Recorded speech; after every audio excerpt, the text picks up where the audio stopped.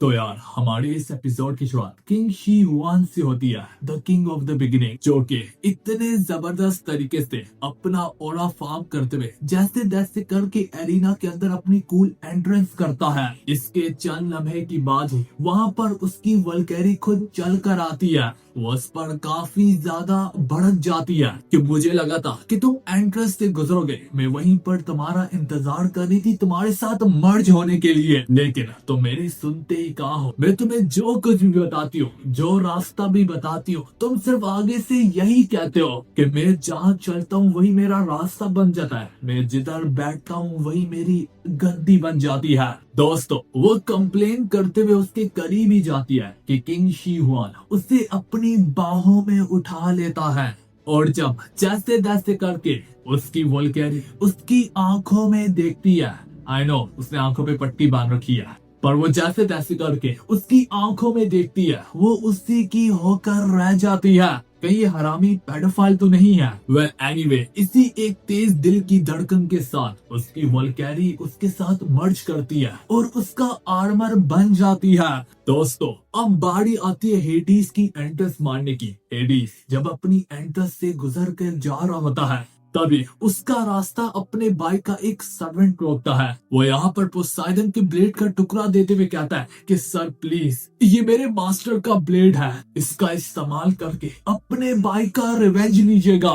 तो हेडीज उसे पागल बुलाते हुए कहता है, बेवकूफ कहीं के, मेरा भाई कभी भी नहीं चाहेगा कि कोई उसका बदला ले, क्योंकि एक गॉड होने के नाते वो इतना बड़ा दिल का मालिक था। सच कहूँ तो वो इन चीजों से काफी ज्यादा आगे निकल चुका है। ये सुनकर उसका सर्वेंट शर्मिंदगी से अपने सर को झुका देता है। वो कहता है, शायद से मेरी मत मारी गई थी कि मैंने आपसे ये पूछा। आगे से हेडीज बोलता है, चाहे भले ही मेरा भाई तो ऐसा नहीं चाहेगा, लेकिन इसका ये मतलब नहीं है कि एक बड़े भाई होने के नाते मैं अपनी जिम्मेदारियों से पीछे हट जाऊं। ये बोलते हुए वो उसके ब्लेड के टुकड़े को अपने स्पेयर के साथ मर्ज कर देता है, ये कहते हुए कि एक भाई होने के नाते अब ये मेरे जिम्मे है कि मैं उसके बदले को पूरा करूं। कहानी एक बार फिर से बैटल एरिना पे जाती है, जहाँ पर हेमडाल अपने सूर को पकड़ के अनाउंसमेंट करने लगता है कि बुद्धा की बिट्रेयल के बाद अब जो उसकी जगह पर लड़ने आ रहा है। ये बोलते हुए वो अचानक से कांप उठता है, उसके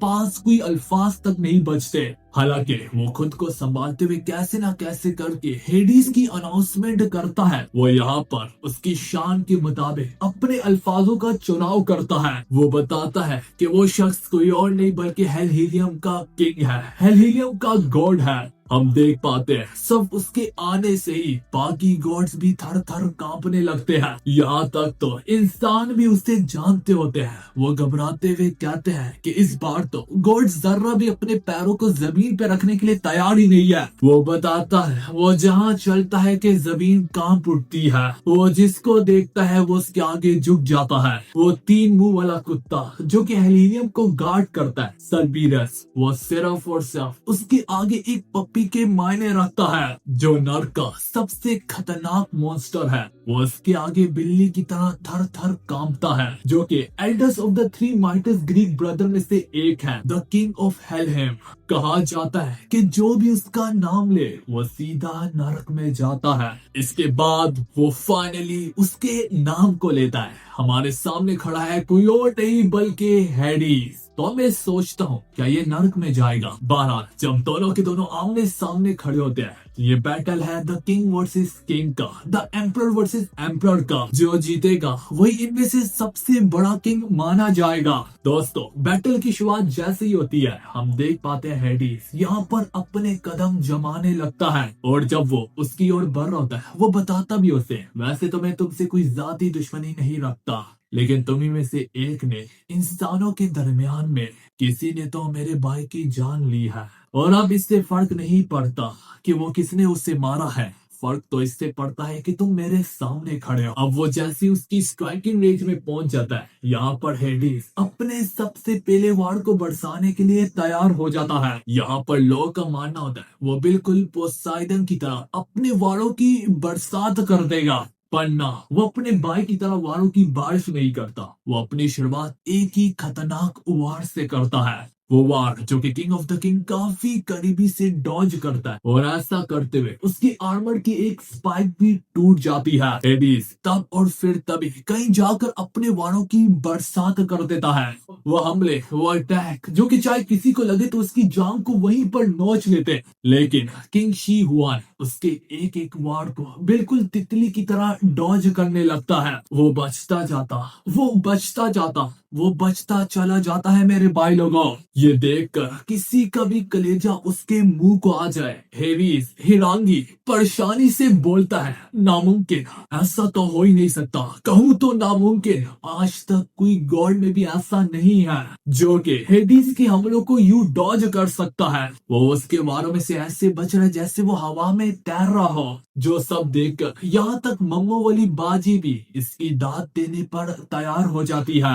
हेडिस छलांग लगाते हुए यहाँ पर अपनी स्पीयर को पूरे हाथों से झंझोड़ कर हमारे किंग शी हुआन पर टूट पड़ता है। किंग शी हुआन जो कि पीछे हटते हुए चाहे भले ही उसके वार को तो डॉज कर लेता है, लेकिन हेडिस का हमला पूरी की पूरे ग्राउंड को ही शैटर करने लगता है। किंग शी हुआन पीछे हटता जाता, वो पीछे हटता जाता कि एक तेज हवा चीरते हुए किंग शी हुआन को काट देती है। हाँ दोस्तों, यहाँ पर उसे हवा ने काटा होता है। हेडिस के स्पेयर के दम पर वो जब हवा को चीरता है तो हवा भी काफी ज्यादा नोकीली बन जाती है। ये सब देखकर, उसकी जानलेवा ताकत देखकर सभी के मुंह खुले रहते हैं। दोस्तों, हमें यही बताया जा रहा है कि हेडिस की जो वार है, उसकी ताकत है, उसकी स्पीड है, उसका स्टैमिना है, वो सारे के सारे बाकी गॉड से ऊपर है।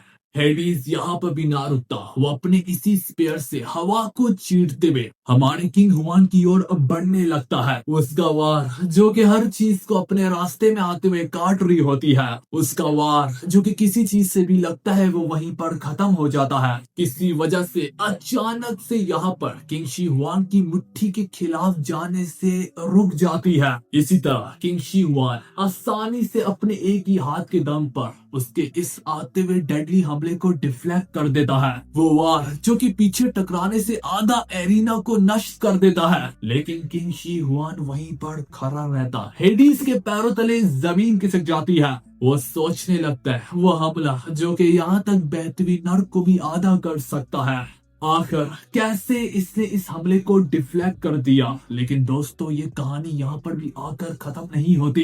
किंग शी हुआन आसानी से उसके स्पेयर को पकड़ते हुए ऐसे उसे पीछे फेंकता है जैसे हेडिस के हमले का कोई वजन तक नहीं होता।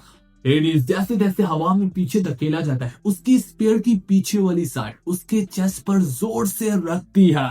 उसके मुंह से खून बहता है और वो जाकर दीवार में बस जाता है। एरिना में अब कोई भी ऐसा व्यक्ति नहीं बचा होता, कोई भी ऐसा गॉड नहीं बचा होता जो ये देखकर हैरान ना हुआ हो। हेडिस जो कि आज तक अनटचेबल गॉड माना जाता था, हेडिस जिसके खून को आज तक कभी किसी ने बहते हुए नहीं देखा, हेडिस वो गॉड जो कि आज तक कोई दूसरा गॉड भी उसका बाल बाका भी नहीं कर पाया, आज लोगों ने उसे दीवार के अंदर ऐसे दसते हुए देखा जैसे उसकी कोई वैल्यू ना हो। दोस्तों, इससे पहले हम वीडियो की गहराइयों में समा भी जाए, मैं आप सभी से सिर्फ आप लोगों का 1 मिनट चाहता हूँ।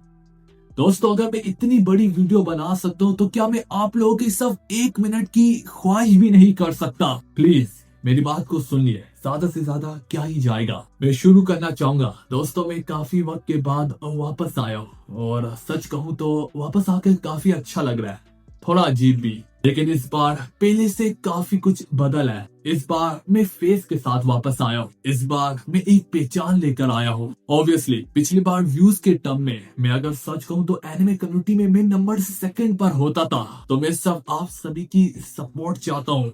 मैं इसी तरह वीडियोस बनाता रहूंगा, लंबी लंबी भी लाऊंगा, बड़ी बड़ी भी लाऊंगा, हर एक से एक बेहतर एनिमे को भी कवर अप करूंगा। बदले में सब मुझे आपकी सपोर्ट और आपका वक्त चाहिए है। लेकिन दोस्तों, मैं एक चीज को क्लियर कर देता हूँ, इस बार वीडियोस फेस कैम होने वाली है। होपफुली आप लोग इस चीज में मेरे साथ कोऑपरेट कर पाए और सपोर्ट कर पाए। आजकल के एआई दौर में लोगों को पता है यूट्यूब उन वीडियोस को ज्यादा आगे लगता है जिनमें फेस हो, तो दोस्तों प्लीज इस चीज को बर्दाश्त कर लेना मेरे लिए और अपने लिए। पर इस बार मैं सब एक ही तरह के एनिमे नहीं लाऊंगा, मैं रोमांस भी लाऊंगा, फाइटिंग भी लाऊंगा और हर तरह के लाऊंगा। तो प्लीज यार जिस वीडियो में भी मेरा बूथा देखो, बस उस वीडियो को पूरा एंड तक देखो, इतना ही मैं चाहता हूँ। मैं आपको रिकॉर्ड ऑफ रैग्नारोक की तरह के एनिमे भी दूंगा, लेकिन साथ ही साथ रोमांस भी लाने पड़ेंगे अपने यूट्यूब चैनल को पूरे तरीके से बैलेंस करने के लिए। तो हाँ, मैं चाहूंगा आप मेरी वीडियो को पूरा देखिएगा। वैसे तो इस एनिमे को कोई दूसरा बंदा नहीं एक्सप्लेन करा, लेकिन अगर करता भी है, मैं सब इतना कहूंगा, सब इसी चैनल पर देखो। और सब इतना ही मैं मांगता हूँ, एक क्रिएटर जिसका काम है वीडियोस बनाना, हर तरह की एनिमे को इस बार कवर किया जाएगा। तो एक अच्छी ऑडियंस होने के नाते आप लोगों का भी फर्ज बनता है कि आप मेरी हर तरह की वीडियोस देखें, चाहे वो रोमांस हो या फिर फाइटिंग वाले हो, चाहे उसमें फेस हो या फिर फेस ना हो। मैं एक लॉयल फैन बेस बिल्ड करने की कोशिश कर रहा हूँ, मैं अपनी पहचान बनाने की कोशिश कर रहा हूँ। कि आप लोगों पे मैं सब इतना मांगता हूँ कि मेरे इस चैनल को सपोर्ट कीजिएगा। हर एनिमे को जो मैं एक्सप्लेन करता हूँ वो सब इधर ही देखिएगा। तो हाँ, आप लोग शुरुआत कर सकते हैं इस वीडियो पे ज्यादा से ज्यादा लाइक करके, इसे शेयर करके, और जितने कमेंट्स कर सकते हो यार कर दो। तो चलो यार अपनी वीडियो की तरफ वापस आते हैं। हैडीज को दीवार में पटक डालने के बाद यहाँ पर किंग शी हुआन अपने परफेक्ट स्टैंड को लेता है, जिसका नाम होता है शीयू डिफेंस। ऐसा डिफेंस मैकेनिज्म जिसमें ऑफेंस भी शामिल है। दूर मिट्टी जैसे जैसे करके क्लियर होने लगती है, हम एडीज को वहां पर बेजान पड़ा हुआ देख पाते हैं। फाइनली यहाँ पर किंग शी हुआन अपने लाइन को आजमाते हुए कहता है, तुमने खुद को क्या हेलहिम का गॉड नहीं पुकारा, तुमने खुद को क्या हेडीज नहीं पुकारा, तुमने क्या खुद को किंग नहीं पुकारा। तो मैं तुम्हें एक चीज साफ साफ शब्दों में समझा देता हूँ, तुम गॉड बनना चाहते हो, ठीक है, फिर मुझे इससे कोई एतराज नहीं है, लेकिन इस दुनिया का सिर्फ एक ही किंग है, वो किंग सिर्फ मैं हूँ king of the king of the beginning. मुझसे ही सब कुछ आकर शुरू होता है, मुझ पे ही सब कुछ आकर खत्म होता है। मैं जो रास्ता लूं वो मेरा रास्ता बन जाता है, मैं जिससे मुंह मोड़ू उसका वजूद खत्म हो जाता है। कौन हूँ मैं हूँ the king of the beginning, मेरा नाम है किंग शी हुआ। जब ये बैटल खत्म होगा तो मेरे नाम को याद रखोगे। वैसे दोस्तों सच कहूं तो ये बंदा कहीं ना कहीं मुझे सातरो गोजो की याद दिलवाता है, लेकिन मेरे ख्याल में दोस्तों अब सही समय होगा कि हम यहाँ पर किंग शी हुआन के डिफेंस मैकेनिज्म के बारे में बात करें, जिसका नाम है शीयू। हाँ दोस्तों, शीयू जिसका जिक्र चाइनीज की काफी एंशिएंट मिथोलॉजी में भी किया जाता है, जहाँ पर हर रीजन का अपना कुछ मानना होता था, लेकिन जहाँ तक की रीजन की बात है वहाँ पर लोग उसे मिलिट्री आर्ट का गॉड मानते थे। उनका मानना था कि उसी की पावर से जन्म लिया है तीर कमान ने, चाकुओं ने, स्वॉर्ड ने, आर्मर ने, और भी कहीं कहीं चीजों ने, जिसे यहाँ तक 5 टूल ऑफ वॉर भी कहा जाता था। पर जरूरी सवाल तो ये उठता है कि इन अफवाहों में कितनी सच्चाई है। पर असल में दोस्तों इसमें घंटा कोई सच्चाई नहीं थी। सच्चाई तो ये थी जिसे वो लोग गॉड ऑफ मिलिट्री आर्ट पुकारते थे, वो एक तरह का वैशी दरिंदा था जो किंग में उससे पूछता था, सब वही चाइना में हुकूमत कर सकता था, और वही शख्स है डीमन गॉड शीयू। शीयू के बिना उनकी हुकूमत चाइना पर हो ही नहीं सकती थी। पर तभी इसके बाद एक नया दौर की शुरुआत हुई। 28 year of the first emperor 219 BC। उसमें एक ऐसी यूनिफिकेशन ऑफ नेशन थी जिसने अपनी हुकूमत को पूरी की पूरी चाइना की 4 दीवारियों में बसाया। इसके बाद फाइनली उसका वक्त आ चुका था कि वो भी जाकर डीमन गॉड शीयू से मुलाकात करे। उस जर्नी में उसने अकेले माउंट ताई का सफर तय किया ताकि ऊपर पहुंच के वो भी फेंशन सेरेमोनी को सरंजाम दे सके, उसे पूरा कर सके। वही सेरेमोनी जहां पर दूसरे एम्परर आके उस गॉड को पूजा करते थे। पर जरूरी सवाल तो ये उठता है कि हमारे किंग शी हुआन ने भी क्या उस गॉड को पूजा था? अगर उसने पूजा नहीं उसे तो वहाँ पर क्या हुआ था? इतिहास गवाह है कि उस बदबूदार दिन में जरूर कुछ हुआ था, लेकिन क्या हुआ था वो सिर्फ और सिर्फ उसी शख्स को पता है। हाँ दोस्तों, वहाँ पर जो कुछ भी हुआ था वो सिर्फ और सिर्फ एक ही व्यक्ति को पता है, और वो कोई और नहीं बल्कि किंग शी हुआन है। लेकिन फिक्र मत करो, उस माउंट ताई की पीक पर क्या हुआ था वो बात मैं आपको बताऊंगा। किंग शी हुआन जैसे जैसे करके उस डीमन गॉड तक जा पहुंचता है, वो अभी भी इंसानों की हड्डियों को चुबा रहा होता है। जब उसके सामने अपने कदम जमा के खड़ा हो जाता है, वो सो कॉल्ड डीमन गॉड यहाँ पर उसका नाम लेके बोलता है, पूरे चाइना पर अपनी हुकूमत जमाने वाले, मैंने तेरे बारे में काफी कुछ सुना है, लेकिन मैंने कभी ये नहीं सोचा था कि तू इतना ज्यादा जवान होगा। पर एक बात का क्रेडिट मैं तुम्हें जरूर दूंगा, एक बात की दाद तुम्हारे ऊपर जचती है कि तुम मेरे सामने कदम जमा के खड़े हो बिना किसी डर के। तुमसे पहले जितने भी एम्परर आए थे वो थर थर कांप रहे थे, लेकिन जरा देखो तो खुद को, मेरी मौजूदगी में तुम्हें जरा भी डर नहीं है। जिस पर वो बताता है ठीक है फिर तुम्हें बस मेरे आगे घुटने झुकाने हैं और उस सेक्रीफाइस को देना है। इसके बाद तुम पूरे की पूरे चाइना पर जैसे हुकूमत कर रहे हो करते रहो। हम देख पाते हैं किंग शी हुआन जो कि अपने साथ एक कॉफिन को भी लाया था, वो बोलता है इसी के अंदर तुम्हारी सेक्रीफाइस है। ये बोलते हुए वो फौरन से बलि के कॉफन को उसकी ओर फेंकता है, लेकिन उसके अंदर से दरअसल निकलता है एक क्ले का फिगर।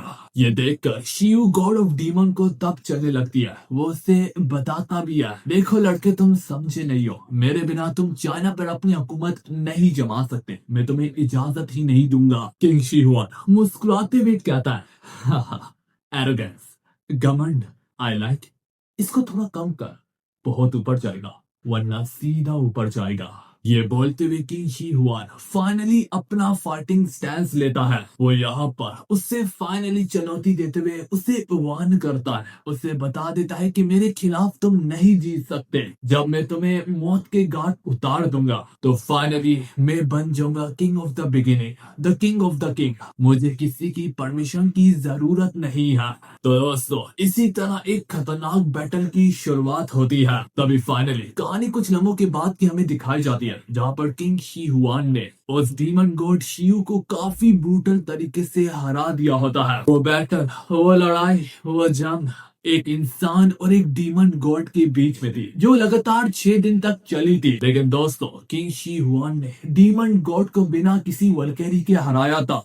तो अब कहीं जाकर आप लोगों को समझ में आ रही होगी कि आखिर बुनिल्डा ने आखिर इससे क्यों चुना हेडिस का सामना करने के लिए, क्योंकि वो ऑलरेडी एक डीमन गॉड को हरा चुका है, वो भी बिना किसी वल्कैरी के। यहीं से इसके बाद उसे ये टाइटल मिला था किंग शी हुआंग का। यहीं पर किंग शी हुआंग ने अपने शियू डिफेंस को भी मास्टर किया था, जिसके अंदर डिफेंस के साथ ही साथ ऑफेंस भी शामिल है। दोस्तों कहानी अब वापस से प्रेजेंट में आती है। गोल ये देखकर परेशानी से बोलती है मुझे अपनी आंखों पर यकीन नहीं आ रहा जिसे मैं देख रही हूँ। किंग शी हुआन ने एक मामूली इंसान ने हेडिस जैसे पावरफुल गॉड को ओवर पावर्ड किया। बुनिल्डा भी इसी चीज को लेकर एक्सप्लेन करती है, यह है वो टेक्निक जिसे लोग शी यू बोलते हैं। 5 डिफेंस मैकेनिज्म जिससे अटैक भी किया जा सकता है। इसमें सोड आती है, बो एरो आता है, आर्मर आती है, स्पेयर आती है। ये देख कर तो एरीज का कलेजा अब जैसे कि उसके मुंह को आने को लगता है। वो यही सोचने लगता है कि कब हमने देखा था एरीज को यूं जमीन पर गिरे हुए, कभी भी नहीं। ये देखकर एरीज को समझ में आने लगता है कि आखिर अब समझ में आया कि कैसे उसने मुझे इतनी आसानी से एक बार नहीं कई बार जमीन पर पटका। तो हर्मीस बताता है इस टेक्निक की वजह से उसने आसानी से डायरेक्टली हेडिस के वार को ब्लॉक ही नहीं किया, बल्कि वो उसकी अटैक की पावर को डिफ्लेक्ट कर रहा है और रीडायरेक्ट कर रहा है। तो आम अल्फाजों में बोलूं तो ये मेलियोडस की फुल काउंटर टेक्निक की तरह है। वो अपने दुश्मन के आने वाले अटैक को पकड़ के उसी की पावर के साथ अपने दुश्मन पे ही दे मारता है। इसी वजह से हेडिस ने इतनी बड़ी डैमेज लिया है क्योंकि उसका अपना वार ही उसे जाकर लगा है। हेडिस फाइनली अपने कदम जमाकर खड़ा हो जाता है अपने पैरों पर। वो बोलता है किंग शी हुआन वाकई में तुम काबिले तारीफ हो। मैं तुमसे कुछ पूछना चाहता हूँ, तुम्हारी नजर में एक किंग होना कैसा होता है? किंग शी हुआन बताने लगता है एक किंग जो कि कभी शक में नहीं पड़ता, एक किंग जो कि कभी टूटता नहीं है, एक किंग जो कि कभी झुकता नहीं है, एक किंग जो कि कभी भी किसी पर रिलाय नहीं करता बल्कि अपने लोगों को डिफेंड करता है, वही एक असली किंग होने का हकदार है। ये सुनकर हेलहाइम का किंग जोर जोर से मुस्कुराने लगता है और वो बताता है कि तुम बिल्कुल मेरे छोटे भाई पोसाइडन की तरह हो, वो भी बिल्कुल तुम्हारी तरह का एक किंग था। सच कहूँ तो वो गॉड से बढ़कर एक गॉड था, सबसे हम्बल गॉडों के बीच में से था। वो अपने लोगों के लिए हमेशा से बलि देने के लिए तैयार रहता था। ये बोलते हुए वो एक अजीब किस्म का स्टैंस लेता है। वो कहता भी है कि उसके बड़े भाई होने के नाते मैं उसके रिवेंज को जरूर पूरा करूंगा। आज तक कभी भी किसी ने इस तरीके से स्पेयर नहीं पकड़ा होता। आमतौर पर तुम स्पेयर की शार्पनेस को अपने दुश्मन की ओर ठिकाते हो, लेकिन इस बार उसने उल्टा उसे बैकवर्ड पकड़ा होता है और इस बार वो अटैक करते वक्त किंग शी हुआन को वार्न कर देता है कि इस बार तुम इससे डिफ्लेक्ट नहीं कर पाओगे, इस बार ये तुम्हें कुचल देगा। उसका वार जैसे तैसे करके यहाँ पर हमारे किंग शी हुआन को लगने ही लगता है कि वो यहाँ पर अपनी शियू डिफेंस मैकेनिज्म को एक्टिवेट करता है। हैरिस फिर से परेशान होने लगता है कि वो उसे डिफ्लेक्ट कर देगा, तो हैरिस भी आगे से अपना मुंह खोलते हुए कहता है नहीं, इस बार नहीं। हम देख पाते हैं जैसे तैसे करके उसका वार किंग शी हुआन के साथ इम्पैक्ट में आता है। वो एक बार फिर से उसे डिफ्लेक्ट करने लगता है, लेकिन इस बीच में यहाँ पर बार बार हेडिस अपनी दिशा ऑफ थर्ड्स को पलटता जा रहा होता है। वो शायद से डिफ्लेक्ट कर भी लेता, लेकिन इस बार वो उस पर नीचे प्रेशर देने के साथ साथ उसे अपनी ओर खींच रहा होता है। फाइनली बैकवर्ड और पुलवर्ड फोर्स की वजह से वो यहाँ पर किंग शी हुआन को जमीन के अंदर धंसा देता है मेरे भाई लोगों। तो धूल मिट्टी जैसे जैसे करके क्लियर होती है, सबके मुंह खुले के खुले रह जाते हैं, क्योंकि किंग शी हुआन जमीन के अंदर धंस चुका होता है। वो यहाँ पर जर्रा भी नहीं हिलना होता। आखिर वो क्यों हिले? उसे यहाँ पर हेडिस की पावरफुल थर्स्ट ने क्रश कर दिया है। हिमडागी सोचने लगता है क्या वो मर चुका है कि फाइनली यहाँ पर किंग शी हुआन दर्द से तड़पते हुए उठने लगता है। हेडिस बोलता भी है, वैसे सच कहूं मैंने सोचा नहीं था कि तुम इस अटैक को सरवाइव भी कर पाओगे। किंग शी हुआन जो कि सब अपने घुटनों पर बैठा होता है और यहाँ तक खड़े होने में काफी स्ट्रगल कर रहा होता है। उसने अपने आंखों पे पट्टी बांधी होती है, लेकिन इसके बावजूद भी वो अपने सर को गीला गीला पाता है। ये देखकर वो समझ जाता है कि उसका काफी ज्यादा खून बह रहा है, ताकि फिर भी वो अपने पैरों पे खड़ा होना चाहता तो वो खड़ा हो जाता। यहाँ तक वो अपने हेड बैंड को जैसे तैसे करके उतारता ही है। बाकी एम्परर उसे फौरन से रिस्पेक्ट शो करने लगते हैं। किंग शी हुआन मुस्कुराते हुए कहता है चलो अपनी फाइट को कंटिन्यू करते हैं। हेडिस यहाँ पर कहता है तुम्हें मेरा वार लगा, उसने तुम्हें जमीन के अंदर धंसा दिया, तुमने सहा और तुम खड़े हुए, यहाँ तक मुस्कुरा रहे भी हो। सच कहूं तो तुम एक असली किंग हो। ये बोलते बोलते एक बार फिर से वो टूट पड़ता है। किंग शी हुआन एक बार फिर से उसके वारों को डॉज करने लगता है कि दोबारा से स्पेयर उसे काटता हुआ गुजर जाता है। कि जिन समय हेडिस इसी मौके से फायदा उठाते हुए दोबारा से अपने उसी थर्स का इस्तेमाल करता है, जिसका इस्तेमाल करते हुए पिछली बार उसने किंग शी हुआन को जमीन के अंदर पटक दिया था। एक बार फिर से इनके बीच में इस बैटल ऑफ स्ट्रगल की शुरुआत होती है। हेडिस जो कि उससे कुचलने की कोशिश कर रहा होता है, तो दूसरी तरफ किंग शी हुआन जो कि उसके वार को डिफ्लेक्ट करने की अपनी कोशिशों में जारी होता है। जहाँ पर हमें फिर से एक बार लगने ही लगता है कि हेडिस उसे अपनी डाउनवर्ड और पुलवर्ड फोर्स की वजह से कुचल देगा, कि उसकी फोर्स को डिफ्लेक्ट करने के लिए यहाँ पर किंग शी हुआन अपनी बैक फोर्स को अपनाता है। जहाँ पर हमें लगने ही लगता है कि एक बार फिर से हेडिस अपनी डाउनवर्ड और पुलवर्ड फोर्स के कारण हमारे किंग शी हुआन को पटक देगा।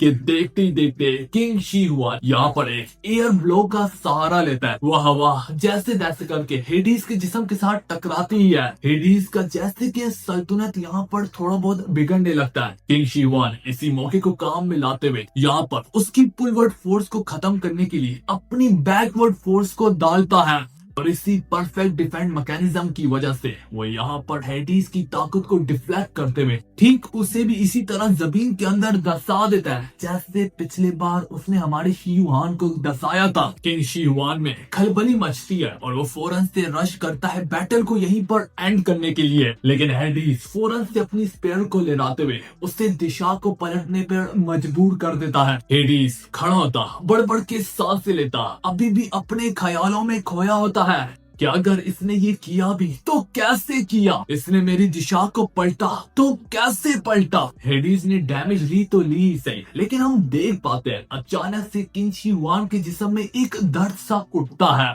पर यहाँ पर बातें करने का ज्यादा वक्त नहीं होता, दोनों के दोनों दोबारा टूट पड़ते हैं। जिन समय किंग शी हुआन दोबारा से उसके खिलाफ एयर की बबल का सहारा लेता है। इस बार हमें थोड़ा प्रॉपर तरीके से दिखाया जाता है। वो एयर बबल जैसे ही हमारे हेडिस के खिलाफ जाता है तो उसके जिस्म में की एनर्जी चेंज होने लग जाती है। इसी के कारण वो एक बार फिर से यहाँ पर किंग शी हुआन को मिस कर देता है। मैं पहले ही क्लियर कर दूं, किंग शी हुआन को मालूम होता है कि वो सामने से हेडिस का सामना नहीं कर सकता, क्योंकि उसकी पावर ही इतनी ज्यादा है, लेकिन वो यहाँ पर गैस बबल का सहारा ले रहा है। उसकी की एनर्जी को चेंज कर देता है जिससे, और इसी के कारण उसकी दिशा को पलट देता है, उसकी वार करने की क्षमता को कम कर देता है। इसी तरह किंग शी हुआन उसके स्पेयर को डॉज करते हुए अपने ड्रैगन क्लास से उस पर हमला करता है, जिससे डैमेज लेकर यहाँ पर फौरन हेडिस पीछे धकेला जाता है और हम देख पाते हैं उसके जिस्म में एक बहुत बड़ा छेद हो गया होता है।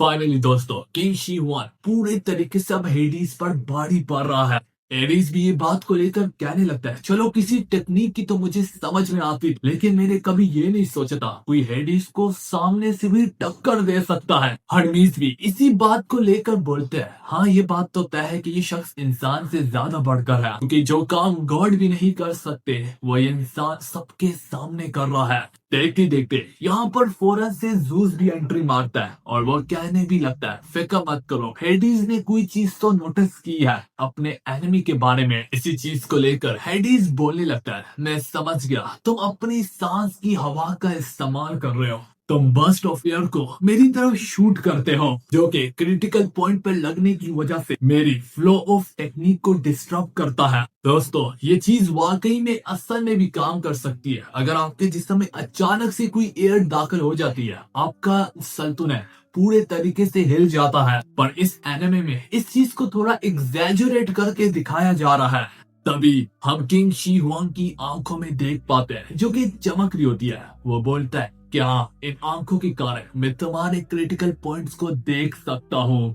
वो चमकते हुए स्टार अंदर एक गेस्ट रूम में सासकी काइजिरो भी और उसकी टीम भी इस बैटल को देख रही होती है। उन्हीं के पूछने पे काइजिरो सासकी एक्सप्लेन करने लगता है। वो बोलता है कि हर एक के अंदर एक की होती है और उस की के अंदर एक अलग चीज है, जिससे यहाँ तक लिंचपिन भी बोला जाता है। लिंचपिन से सारी की सारी की निकली होती है, तो अगर बर्स्ट ऑफ एयर जाकर उसे लगता है वो उसे डिस्टर्ब कर देता है और की तुम्हारे अंदर पूरे तरीके से स्प्लिट अप हो जाती है। तो ऐसे मौके में तुम्हारा सल्तनत का बिगड़ना या तुम्हारी दिशा का पलट जाना अपने आप काफी ज्यादा आम है। यही चीज बोलिंडा यहाँ तक गोल को भी एक्सप्लेन कर रही होती है। वो बताता है कि जिसे हम लिंचपिन बोलते हैं उसे दरअसल किंग शी हुआन स्टार के नाम से पुकारता है। ये इसका अपना तरीका है इसको पुकारने का। यही चीज तो एक परफेक्ट डिफेंस के साथ उसे ऑफेंस भी देती है, इसलिए तो इसकी टेक्निक का नाम शी यू रखा गया है। गोल हिरांगी से बोलती है, वाह इतनी इम्प्रेसिव पावर थी, इसने अपनी आंखों को छुपा रखा था, इसे तो शुरू में इस टेक्निक को इस्तेमाल करना चाहिए था। सिस्टर, आखिर इसने क्यों अपनी आंखों पे पट्टी बांध रखी थी? तो बुनिल्डा थोड़ी सी सैड होते हुए बोलती है, देखो जब तुम दुनिया में कोई बड़ी ताकत को पाते हो तो उसकी कीमत भी तुम्हें चुकानी पड़ती है। तो हाँ दोस्तों, ये बात सच है। इसी के कारण हम देख पाते हैं जिस ड्रैगन क्लॉ का इस्तेमाल करके उसने हेडिस को जिस जगह पर घायल किया था उसकी जगह पर वही सेम जख्म, वही सेम इंजरी यहाँ तक किंग शी हुआन के जिस्म पर भी प्रकट हो जाती है। इसी कीमत की बनिल्डा बात कर रही थी। किंग शी हुआन बताने लगता है, इसी वजह से मुझे नफरत है इन आंखों के दम पर फाइट लड़ने से। वो यहाँ पर थोड़ा सा दुख भरे तरीके से बोलता है, हाँ ये वाकई में दर्द करता है। वो बोझ जो कि उसने अपने कंधों पे उठा रखा है, अब तुम लोगों को समझ में आ रहा होगा कि आखिर किंग शी हुआन सबसे ग्रेटेस्ट किंग क्यों माना चाहता है। क्योंकि दोस्तों, यहाँ तक वो अपने दुश्मनों का भी बोझ अपने कंधों पर उठाता है। यही चीज देखकर हेडिस हैरान होता है, दाद देता है और वो बोलता है, ये दिलचस्प है। वो बताता है कि इन आंखों के दम पर तुम दूसरे के दर्दों को भी महसूस कर सकते हो। मुझे तो लगता है ये एक बहुत बड़ा बोझ है, तुम आखिर इसे कैसे बर्दाश्त कर सकते हो? तो वो बताता है कि अपने लोगों का दर्द ही तुम्हें एक असली किंग बनने में तुम्हारी मदद करता है। यही दर्द तो किंग शी हुआन को सबसे greatest king of all time बनाता है। तो दोस्तों, इसी के साथ हमने यहाँ पर एपिसोड 2 और 3 को कवर कर लिया है और ये पार्ट यहाँ पर खत्म होता है।